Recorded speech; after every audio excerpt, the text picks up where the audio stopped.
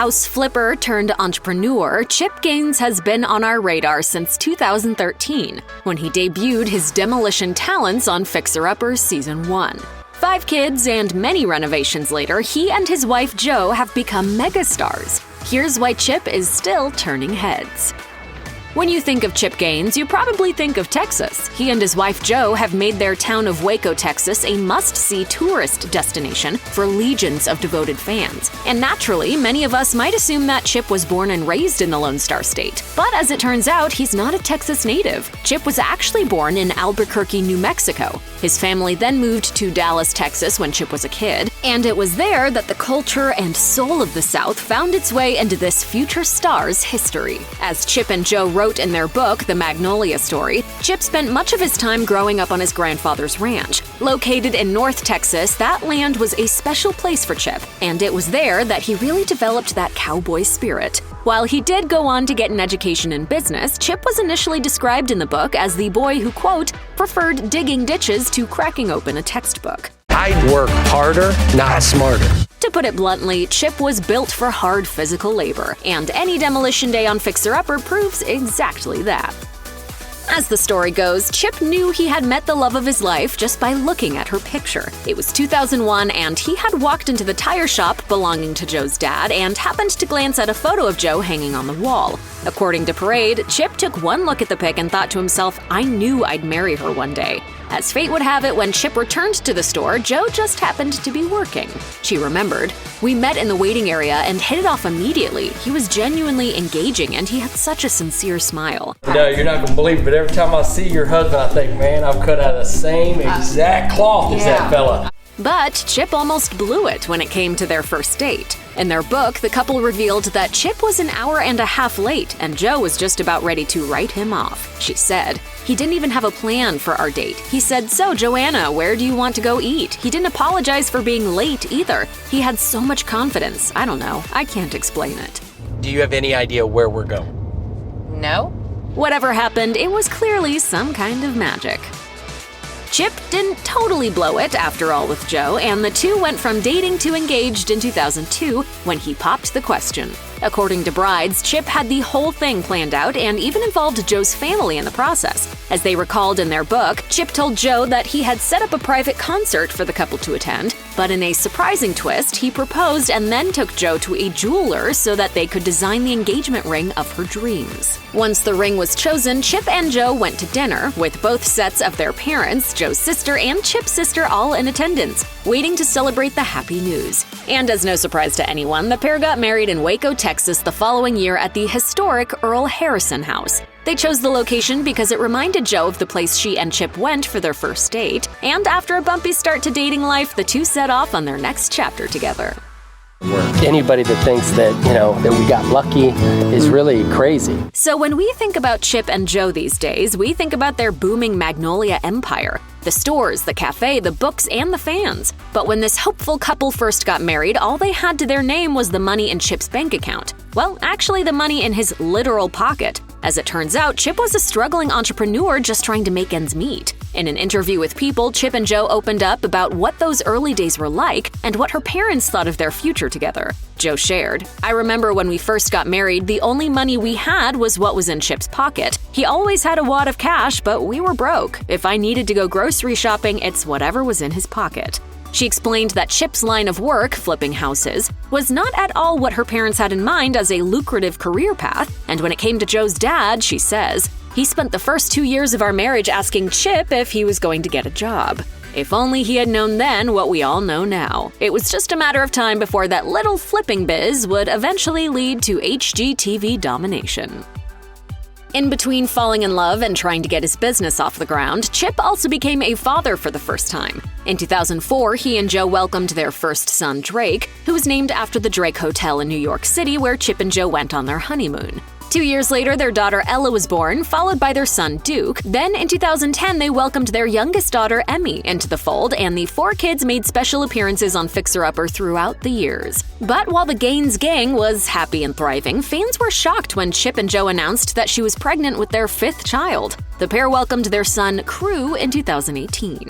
These days, the family seems as happy as ever. Drake got his driver's license in 2021, much to his mother's protective dismay. According to People, Joe cried her eyes out when Drake first took the car out on his own. Ella has appeared to have followed her mom and has expressed interest in art and design. Emmy and Duke have adopted a bit of a green thumb from their parents. And Crew is living his best life bopping around the set of Fixer Upper Welcome Home and his mom's cooking show, Magnolia Table. Who's your favorite, Mama or Gaga? Gaga. Hey, let's try this again. Chip certainly seems like a natural on TV, but when Fixer Upper made it to the air in 2013, he was taken aback by just how successful the show and he and Joe became overnight. Chip had started flipping houses when he was in college and maintained the profession throughout his early career, but life as a celebrity was something that was totally new to him. He explained to People, "All of this sort of fell into our laps. We were just living our life out here in little bitty Waco. We had dreams and aspirations like most folks, but this has really been something else." While flipping houses was the only career avenue that Chip was focused on, the popularity of Fixer Upper took on a life of its own. With that success, Chip and Joe ran with it and began releasing books, memoirs, and product lines at Target. They've continued expanding their own footprint in Waco with seemingly limitless businesses and real estate ventures. When it came to one of the biggest flips of his career, Chip decided to get personal by renovating his own home. Throughout the many seasons of Fixer Upper, viewers get a glimpse at the gorgeous farmhouse property that Chip and Joe call home. But the house didn't always look like the shiplap dream that it is today. According to Country Living, Chip took on the project in 2012 when he and Joe bought the house. They were smitten with its charm, but they were set on transforming it into something all their own. Renovating the farmhouse took over a year and a half, and if you're caught up on Fixer Upper Welcome Home, you know that Joe recently renovated even more of the house to reflect her ever-evolving style. The home was built in 1895 and it sits on about 40 idyllic acres of land in Crawford, Texas. There are even animals on this farm, much to the delight of their kids as well as visitors. And with such an inspiring space of their own, fans love it when the cameras go home with the Gaines family, and we get a little peek inside the real lives of our favorite celebrity renovators.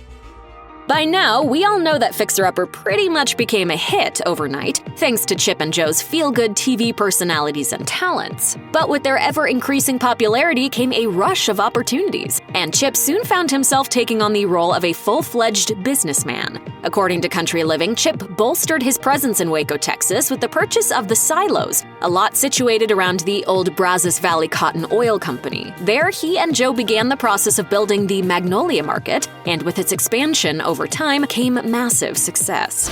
Y'all, we're gonna have a hotel in downtown Waco, Texas. What? What started out as a retail destination quickly transformed into a bakery, a hangout for food trucks, a concert venue, a garden shop, and a solid gold tourist attraction. When the Silos had been open for just a year, Chip told the Dallas News that he hoped that the space would continue to grow. Once describing the feeling of walking into the undeveloped structures on the lot like, quote, being an ant inside a Coke can, Chip's greatest dream was that the brand would possibly continue to expand. If only he could have known what was coming his way.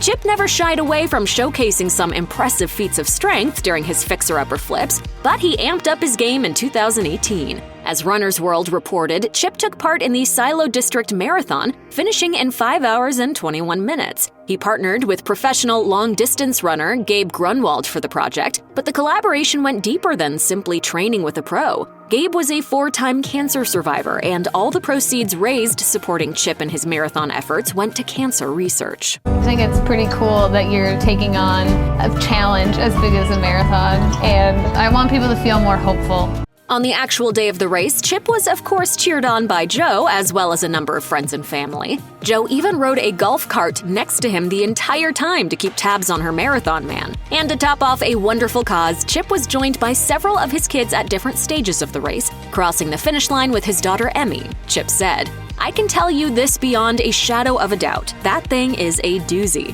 That's a difficult race to run, but hopefully this is just the first of many." Tragically, Gabe ultimately died in 2019 of complications from cancer at the age of 32.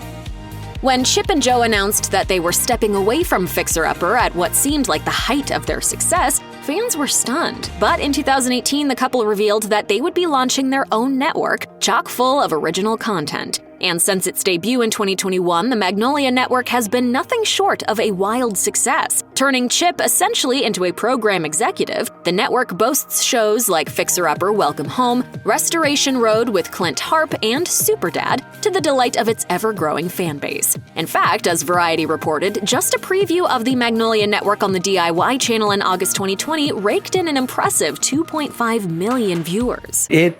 For the first time in my life is a real challenge. But that doesn't mean that it's been an easy ride to becoming an executive. Chip revealed to The Hollywood Reporter that he was nervous about taking on the role. Apparently, he didn't want to face the fact that some shows on the network might not take off. Still, he admitted, post-success, post-fame, however you want to articulate it, we haven't experienced much failure. And given that just about everything Chip and Jo touch basically turns to gold, we predict that the Magnolia universe will only continue to grow. Don't ever quit, no matter what. There's always a silver lining right around the corner. Check out one of our newest videos right here. Plus, even more list videos about your favorite TV stars are coming soon. Subscribe to our YouTube channel and hit the bell so you don't miss a single one.